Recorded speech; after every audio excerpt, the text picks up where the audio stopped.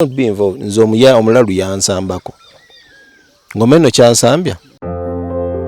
Ku Mukisa Habo Clinic Kisaskulambiro Kasana Zone ye wali omusawo ajjanjaba amaaso agalwadde mu ngeri yonna ng'agajjanjabya enkole ya Habo ayitibwa Maama Mukisa. Maama Mukisa akujjanjaba amaaso agalwadde mu ngeri yonna ne bw'obanga wagenda mu malwaliro amazungu ne bigaana ajja kubanga agawonya ng'akozesa eddagala lya Habo. Maama Mukisa buli lunaku lwakusatu yaluteekawo okunaaza ekyogo oli omuntu yenna atalina mikisa. Abo bonna ng'olina ebikutawaanya, olina ebikutambulirako, olina ebikozesa, olina ebiggula enzigi ekiro nga weebase, Maama Mukisa asobola okuyambako n'abikuwonya. Maama Mukisa taloga wabula buli lunaku olwokusatu yaluteekawo nga luno lwakunaaba kyogo eky'omukisa ekitebenkeza saako ekikusumululako embeera yonna ekwesibyeko. Maama Mukisa ayina eddagala eriwonya obulwadde obuyitibwa hydrocephalus erimwenna abalina abaana abaazimba emitwe. Nkulayirira Maama Mukisa ajja kusobola okubeera ng'abawonya. Mwabalina emisango egibeesibyeko oba giri ku poliisi ne bwe guba gwatuuka dda mu kkooti kuba Maama Mukisa akaama abeere ng'akuyamba. Maama Mukisa talina branchi ndala yonna okuggyako mu Kisaskulambiro Kasana Zone. Bw'oba togenze osobola omukubira ku nnamba z'amasimu z'olaba wano oba osobola omuweereza obubaka bwa WhatsApp. Abagamba oyo si wa wano. Kwa buli kimu kirina kubako time nodduka kiri entambula buli wootuuka okutulina kusande kati nina okubeera esaabu eziso eddakiika 3 zirina okumala. Bakulabira eri time is very very important. Era omuntu Alan bw'abanga ogenze eri n'akuwa time never just a cup of tea. Treasure that. Kubanga no si bangi abakikola. Oyo aba munno nnyo. Nze nakwewuunya. Si bangi abakikola. So ofuna omulimu mu eri TV. Si kyangu bannayuganda batono abakoledde ku media houses z'ebulaayi eyo. Naye share with us the experience ebirungi. But I'll tell you something. Working for that company wasn't until I was in the best of places. In fact, when I applied, nali njagala kubeera studio manager, studio floor manager. That's not what they gave me.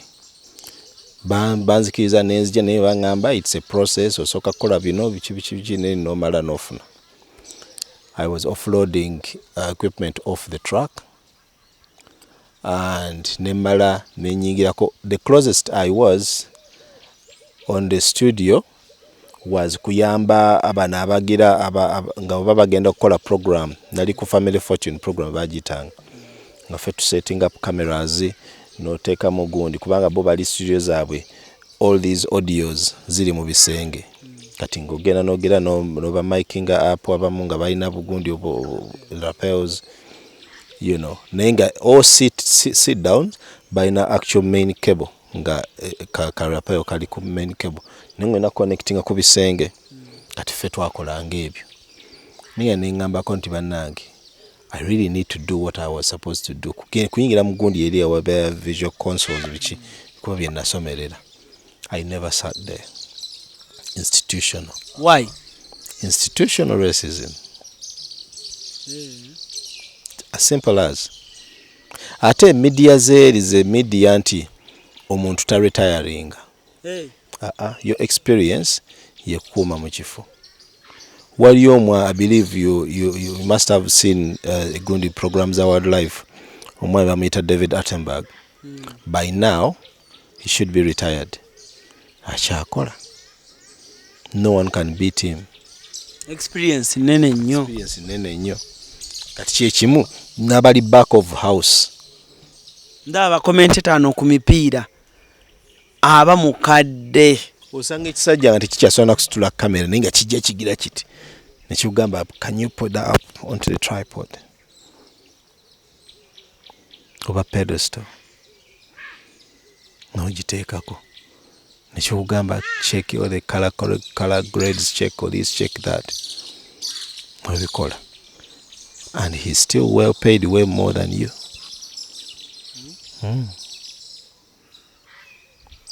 Obukakamu bwina ebukoma.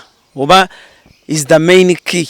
ng'oli ku Kyeyo omuntu yenna waliwo omutuuka n'atwikinga n'ajjayo obukambwe bw'obuntu oli okambwaddeko bakola ki musse 210 what's that was time gyewagamba sajja gwe naawe leero ne bingi wawe banakola omukolo ne batansasula ne mbiteeka mu balawyers waliwo wazifuna amateeka gakola eri in fact titwagera na kutuula anywhere they just summoned them nabagamba gundi akulopye nti you had a contract with them not akola gundi and they believe ntogenda kusasula olina aziwayalinga nansaba receipt proof nti sente zange nzifunye bingi omuntu wa bulijjo yena akambuwala mbaamu ebintu bikugira n'emikwano mukwano gwenza okukola ekintu n'ogamba okola ennaku meka mu wiiki kola ennaku 6 owummula sande yokka families kimu ziri ensi olina okufiisaayo akadde ka family or you leave your family to the state kikyotegeezaawo living my family with the state ennyumba ezisinga obungi okubaamu obuvuyo bwe tuwulira abaana be basibye abaana bali mu njaga abaana bali mu ki is because one of the parents wasn't at home, either single mothers or stupidly crazy hard-working parents. Nti oli akola nakola n'ofuluma mu nju ng'omwana yeebase n'oyingira nga yeebase. Awo omwana oba omuwaddeyo mu state ekuyambeko omukuza. Nemanya the product will be the aliency ekuza. It raises people who work in as bin collectors, raising our lawyers, raising our politicians, raising our agenda okukola mu butale. Everyone bali set. Cut for your child to break okuva mu agenda okukola McDonald's bagenda okulonda kasasiro ku kkubo to becoming a lawyer. You the parent must have invested a lot of time mu baana bali. Eri obeera n'omwana time ntono nyi time esinga obungi omwana abeera ku ssomero. Ne bw'akomayo wako omuyigiriza nti abaana abange bategeera Oluganda. Ne bwe tubeera ku ssomero nemba ngenzo banona okuba nenyamba mu Luganda siba nenya mu Luzungu. Bamanyi odwogera? Balwogera. Bulungi oba? Not fully naye nga aluwulira. Tegeera. Tusomuga genda nti ekikopo genda oyoze ebintu genda okole kino lwokola kyawo nga tabitegeera. Everything they understand. Byonna. Ekitegeeza okola naye olina ofisaawo obudde obw'abaana bo. Olina ofisa obudde bw'abaana bassa ekyo state ejja bakuyambako. Oba tugamba ogwo nagwo mulimu mulala omwana ku Bulaaya. Okumusomba, okumutwala mu zi after school clubs, okumutwala church for me is key. Mwana balina okubeera mu church teri kugira nti ate nti biki eddiini kintu kikulu nnyo kuba ziri ensi tezimanyi madiini. Alan today outside Trafalgar Square outside gundi yaffe Uganda House weeri bateekawo obutaala bw'aba bagambi ba transgender. Tebuliko no more lights nga nti red man oba green man. Kuliko obusajja bubiri then wali eri kuliko akasaini ka transgender. Twawo time twatuka tulina ne zebra crossing ya rainbow because Uganda has always been fought bisiyaga. Kati mwana wo bantu mutadde mu ddiini kuye kweyawuliranga ye ebyo ebintu byasanga obutabo mu library mwe buli abaana babujje ne babusoma obabuulira biki ebigenda mu maaso.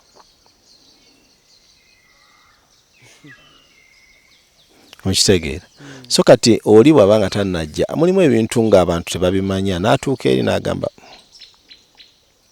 kiki kino kye nnajjamu. Batugamba waliwo abaana abavubuka abamu batuuka eyo n'omusembeza naye nga yayagala kwebaka bwebasi kuzuukuka kunyumirwa London. Namulinako.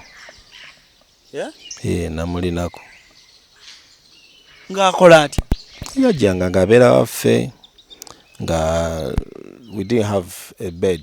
The thing is omuntu yenna yenna bw'ajja eri nga omuyambi kasita feeling comfortable kiba kizibu nnyo mwejjako. Kati nze mukyala yaŋŋamba nti awo yalina kusula mu ddiiro bw'oba olaba nnimba anti kati yatereera kubanga yamala n'abigwamu n'atereera naye kituufu akugoba yakuwa ekkubo eyo twamugamba muzeeyi man it's time n'agenda n'anyiiga nitumala emyaka ng'esatu nga tagira ne after n'amanya nti kitumukoledde kiki kikulu n'agenda gye yagenda yali yeebaka bwebase ng'abeerawo n'alaba omupiira nsiri musajja wa mupiira n'alaba TV winter kagundi kabuguma ffe okera ku makya omwana bw'afuluma everything shuts off ennyumba n'ennyogoga mubiddamu nga mukomyewo naye nga musaga ennyumba eyokya all those are bills you're burning money. Nengamba mwana musajja wange newankubadde ndi muntu mulamu nnyo naye tutuuse we tukoma. Nimugamba muzeeyi omanyi nti wategedde ate bambi n'abakyala abantu b'amaanyi kuba mukyala yagamba ne munnange mugambeko I think kyekyo agenda ayiye abantu bonna batandikira butandikizi alaninze nkubulira amazima sola kukiddamu si mutima mubi nesola kuddamu kuleeta muntu nti atandikire wange kuba kizibu. Ffe tulina emitima emiganda tukyalina emitima emiganda ebintu nti omuntu ajja kulya ku kange tujja kulya wamu naye for how long kizibu nnyo okugoba omuntu kuba olabira ddala omuntu ono ayina abantu abamusuubiriza bw'agenda ne bamukubira ku street oli binyumya otya. Nze nyambye abantu bangi nnyo even getting papers bangi but in my whole entire people abantu bonna be nali nyambye mu bungi bwabwe only one person turned up. Nakomawo nandaga true gundi of appreciation nti yasiima weebale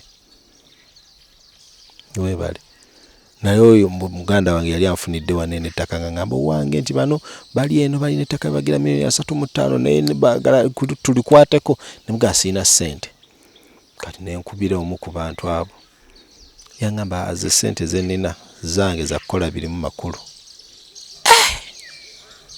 gwewasembeza yagamba ate omulala ngenda okumunyumizaako emboozi nti munnange nkunyumizaaki nga nabivudde nakodda timune gundi nagiza go naye yaŋŋambye akagambo mwana kanumye naye naŋŋamba yambuuza bubuuza akaunti ye eriki oba yagamba asaaga no bw'aba yaŋŋamba asaaga yandibadde aŋŋamba mpeereza yagamba atya yaŋŋamba muno nti ssente zennina za kukola birimu magezi ng'okugula ettaka si kya magezi mu Africa.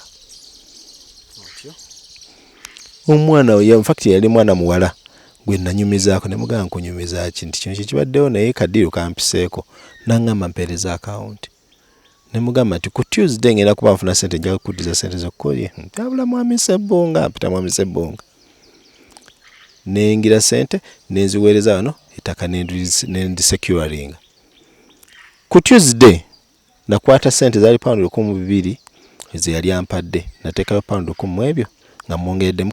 Oyagala okutikira ebintu ebiri original okuva mu America ng'amasimu okuli iPhone n'essimu endala, computer, laptops, ebyuma by'eddwaliro, ebizigo by'abakyala, perfume n'ebirala bingi. Weekwate Naye Cargo Carrier e Boston okutikira ebintu bye byonna. Teweetaaga kutambula kubinona, beesige babikuleetere w'oli. Naye Cargo Carrier ekuguliza ebintu ebiri original ku mikutu gyonna mu America nga Amazon, eBay, Apple, Walmart, Best Buy n'emikutu emirala mingi olwo ebintu bino n'ebitikka ng'ekozesa emmeeri oba ennyonyi okutuuka w'oyagala. Naye Cargo Carrier tusangibwa ku kizimbe Masengere Emengo okulira na BBS Telefina. Okumanya ebisingawo tukubire ku simu 0700 389 155 oba 0700 389 147 oba ku website www.nairocargocarrier.com. ebintu byonna osobola okubifuna naye ebiri original nga biva mu America. Naye Cargo Carrier yebireeta.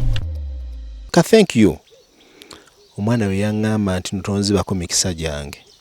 Yeah? Wambeererawo kaseera kalinga everyone was away from me. Oyinza otyo kati okunzijjako omukisa gwange ogwo nga nze nkuddiza.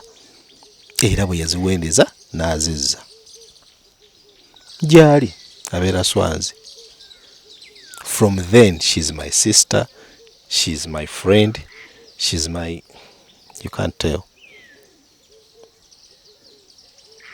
Sente gye ziri ku street ezo abaana zibagamba nti London bw'oyingira bw'oti sente we ziri mulimba bulimbi mulimba mwano mutugamba bw'oba ne Uganda ng'okola miliyoni ng'oyingiza miliyoni y'essente muganda wange sigala wano naate nammwe abali eyo temuvaayo kitegeeza essente e London gyeri. Alan nze kati mbeera eno every 5 months. Nandibadde ngamba nti nga ngende mbeereyo. Buli muntu gw'ogamba muno nti abasinga obungi abalwawo okudda eno maybe bashiftinga bafuuka bazungu tebakyayagala Uganda, and it's the propaganda mwe mutera abannamawulire abamu sima banaye kwoli abateekayo eri ne batiisa Uganda. Number 1. Number 2, eriyo abantu nga obutuuze bwagaana bbanga lyonna atasobola kudda ate awe basinga okunyigira Uganda. 3, eriyo bali nga yabufuna naye nga sente teziwera tezigatta nga bills nyingi buli kimu kisaba sente ne bigaana. Eri abantu abali eyo ng'aweze emyaka 10 nga obutuuze bwagaana. 34 emyaka gye bali. Kiki yakola ekikyamu? Kisinziira.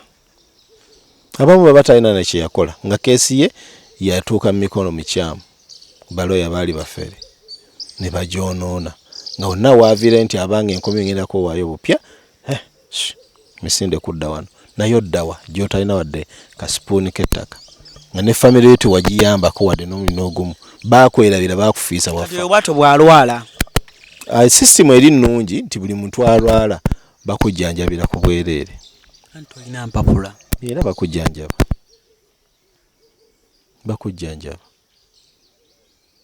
kasitoba ng'olina erinnya ne date of birth bakujjanjaba. Hala ne bw'obeera gwe n'otuuka eri n'olwalirayo ebya bbiiru bijja luvannyuma naye ng'obulamu babutaasizza.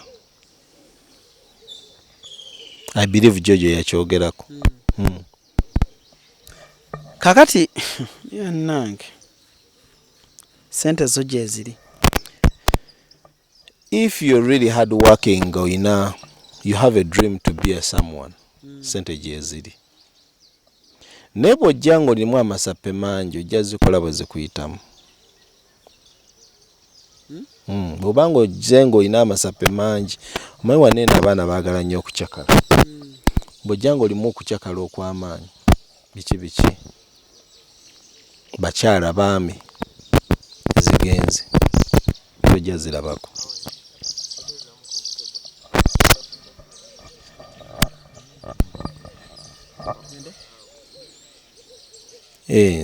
Gundi bw'obanga oli eri noba ng'olina amasappe mangi tojja kulaba ku ssente terikwata terinywerera.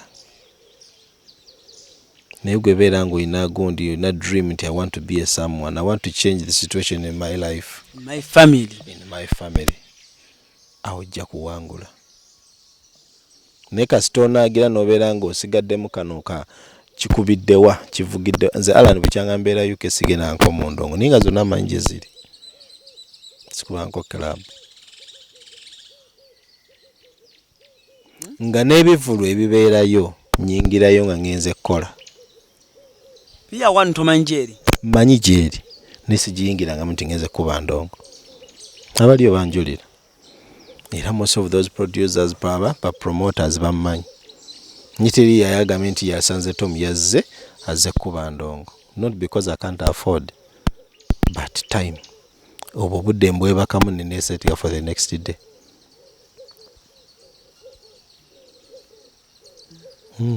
Omwana life is tasobola London. Omanyi buli omu alina omukisa gwe. Ozola life is tyoyo nga genda nakola essaawa ze5 n'akikuba naga ku saa 5 ngenda kulyako 2. But you note that prolongs your success, prolongs your way to success. okiraba. So London is funny. Europe in general is funny. Eriyo linagendayo emyaka 3 n'ayitawo. Nina omwana yajja n'angamba naye bwe nsigala wano kikola. Ne mugamba maani. Chances okukola soko o balancing emu obadde okola kyeka. Na wano oyagala kukola ki? N'angamba eri mbadde nsoma bya busomesa. Naye ne mugamba obadde obikola bya busomesa sigala. Naye manya kino kyogera ki expectinga time yo okufuna ebintu byo eyinza okubeera long, oyinza okwekanga nga obufunye either mu myaka 10 oba myaka 3 oba myaka emeka. Omwana yafuna obutuuze mu mwaka 10 n'ekitundu era tudde ne family yonna yagitwala. Obutuuze mu mwaka 10 kisoboka. Buli omu alina ekkubo lye, buli omu alina emikisa gye Alan. Buli omu alina emikisa gye. Ate nga nkunyumiza ki ye bwe yabusaba yasaba mu ebinyiri yaga I want to become a teacher. I was a teacher in my country. These are my qualifications then. Nibagamba kale. Bamuwa emyaka 2.5 egyasooka. Lwamala emyaka 2.5 ne bamwongera emyaka emirala 2 oba kyali 2.5 naweza emyaka 5.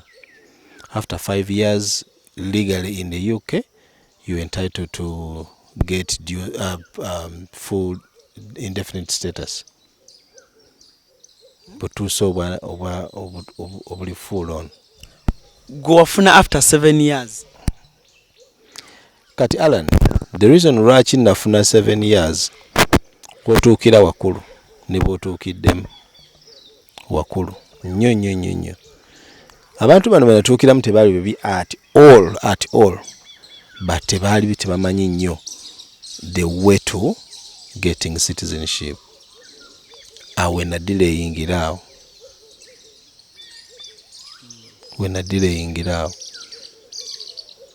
Singa baali bamanyi, singa kati omuntu ajja now nze nantuukirako nangamba nti omanyi nti Tom njagala kugira kwewaayo tukoze tutya.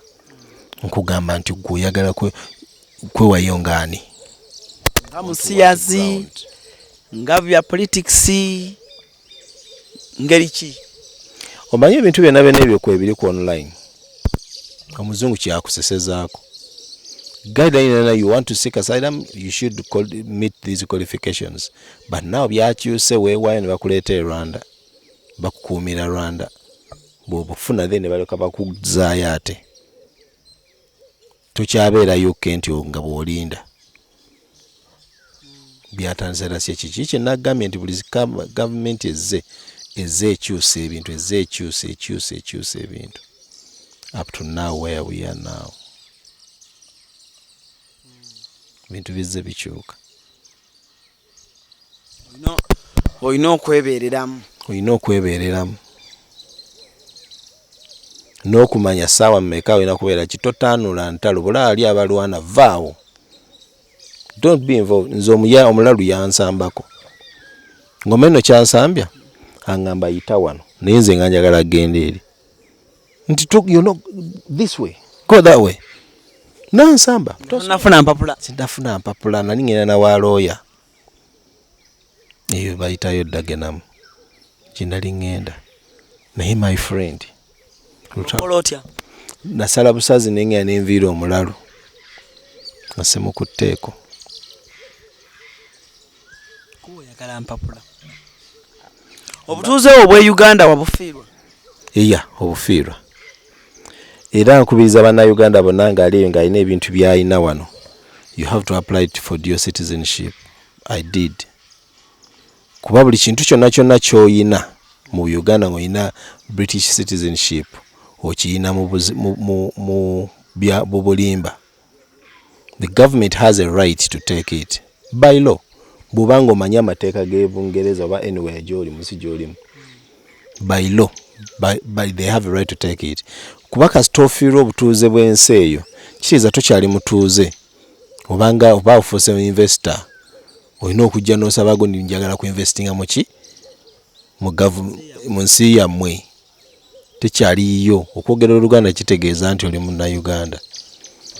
lwakuba nti ekintu ekyo it's omuzungu akiyita n'omuganda akiyita amazima agakaawa naye nga ge mazima. Nze nali mugundi emu one of the conferences ezijja eri conventions. Omusajja we yava mu internal affairs n'ayogera n'agamba bwanga oli wano ng'olina ebintu e Uganda ng'omanyi wafuna obutuuze bwa British nga you no longer Ugandan, buli kintu ky'olina e Uganda okiyina mu bukyamu, you have to reapply. Abantu banyiga katwakola mwagala kutubba government inzibit, but in real truth, can you own anything in the UK? Alan, can you come in the UK and buy a building without? Simple logic. Kintu kyangu nnyo. Tunatokoma tumaliriza. Okola mulimu ki e UK and osobodo okustanira twakulaba juzi ng'oweereza okufa kwa Queen. Kati okuva mu company yange na company bagita Wamtech Media to filming abije twatandikidde. Bwe nali mu conference omwali omwami yage, I can't remember his name, yatugamba mukomyewo ebintu byomuyize mubikomyewo neeka nabyo mubikole ki mu investing eka. I brought the same company, same name na wana ekola. Nze ndi muntu mujagujagu buli kimu awali sente, ndaga nti bw'oyite omuti ogwo osobola okufunawo sente nja kikola. Naye nga mainly ndi into media, to filming, we cover a lot of things. Same Ne London ne UK era nakyo bwe kiri. Era convention gonde emikolo egisinga egibeerayo bino ebyabayimbi abazze mbeeramu. Ate nze mbyekwatiramu situma nnyo. Abagundi babe kuba kati Alan okukozesa omuntu musasule pound 27 for that one night. Ajja nkwatire kamera nange nsolo gikwata ezo sente nzisamu nsawo abaana bange ne banywa amata. Singa omuntu abayi sinatuuka ku ssa lya kuzimba matanta nti nze ntuula eri abaana ne bakola. Era ne bonsa wazze mu office wansanzeeyo nga mpita mu byuma byonna. Singa omuntu aba London ayagala omukwatira embaga, ayagala omukwatira ebintu ebyenjawulo, emikolo, namba ki gy'asobola oyitako? Kati enamba gy'ayinza okuyitako eri 07471501554. Era eriko ne WhatsApp. Ntera nnyo okuprefaringa ne bampeereza WhatsApp ku simu eyo. Kubanga oyinza okunkuba nga nina wendi nkola ne sigikwata. Ne bw'oleka WhatsApp tuba tukifuna. Era na wane Uganda era kyekimu baba basobola okutuukirira. Naye yawano sinaba gikwata bulungi enamba y'abantu wano gye balina, but tujja kuba tugibawa mu maaso awo. Kale nja kuba mu maaso awo mbalaga kubanga alina company naddala abadde baŋŋambe ennyo ku mukutu gwange guno nti ALLANCRUZ tufiirwa omuntu ne twagala otustreamingireko ku channel yo ffe abali eno e Bulaaya tulabe omuntu waffe engeri gye bamusendinga off. So ng'oluusi mbagamba sirina byuma bya live streaming, alina ebyuma bya live streaming, so nja kukwatagananga naye oba mwaga streaming ya ku Facebook page yange, YouTube, nawaali n'abali mu America bonna worldwide kasita oba ng'olina internet connection tuba tukutuukako. So balina ebyuma birungi nnyo ebya live streaming. Hogani ndowooza nontaani wange Hogani oyo golabaawo amanyi nnyo ebintu bya live streaming ebyo, era bw'onaabanga weetaaza extra labor ya live streaming ongambanga ne mukwazikamu bintu ya bisoolya ddala bulungi nnyo. So mwenna ba clients abagala service eyo abasajja bazze bali ready nnyo bulungi ddala. Musangibwa wane Uganda? Kati at the moment office yaffe eri ku kizimbe kya Jesco, I think it's room C08. Yeah, kwe bali. Ne sina simu ya actually no. Kale nga bw'okubirawo essimu njagala okuba nga ate tumayiza show yaffe olunaku olwaleero, but otherwise ALLANCRUZ ge mannya. Program ebadde mpanvu naye nga ekibuuzo kyo oba comment section eyo nkulu nnyo okuteekawo ekibuuzo kyo nitusobola okuba nga tukwataganira wamu ne tusobola okuba nga tukola omulimu ne guguka bulungi nnyo. Teweerabira Naye Cargo bintu babikuyisiza ku mazzi oba yaga biyite waggulu bituuke mangu bakikola Marus Bridal Center wamu ne Mama Mukisa. So obadde ogamba enamba yawe? Enamba kwe bayinza okufunira omukyala abeera mu office eri 0755932816 abajja bimala byonna bulungi byonna kale njagala okuba nga tonnaku lwaleero sisobola kusukkako ku wano mbadde ne Uncle Tom ayina ky'obuuza ayina ky'oyagala okutereeza teeka mu comment section yawo ajja kuba azisoma ajja kuddamu okitegedde kale for now musibe bulungi mweraba oyagala okutikira ebintu ebiri original okuva mu America ng'amasimu okuli iPhone n'essimu endala computer laptops ebyuma by'eddwaliro ebizigo by'abakyala perfume n'ebirala bingi weekwate Naye Cargo Carrier e Boston okutikira ebintu bye byonna teweetaaga kutambula kubinona beesige babikuleetere w'oli Naye Cargo Carrier ekuguliza ebintu ebiri original ku mikutu gyonna mu America nga Amazon eBay Apple Walmart Best Buy n'emikutu emirala mingi olwo ebintu bino n'ebitikka ng'ekozesa emmeeri oba ennyonyi okutuuka w'oyagala Naye Cargo Carrier tosangibwa ku kizimbe Masengere Emengo okulira na BBS Telefina okumanya ebisingawo tukubire ku simu 0700-389-155 oba 0700-389-147 oba ku website www.nairocargocarrier.com ebintu byonna osobola okubifuna naye ebiri original nga biva mu America Naye Cargo Carrier yebireeta. Ku Mukisa Habo Clinic Kisasukula Mbiro Kasana Zone ye wali omusawo ajjanjaba amaaso agalwadde mu ngeri yonna ng'agajjanjabya enkole ya habo ayitibwa Maama Mukisa. Maama Mukisa akujjanjaba amaaso agalwadde mu ngeri yonna ne bw'obanga wagenda mu malwaliro amazungu ne bigaana ajja kubanga agawonya ng'akozesa eddagala lya habo.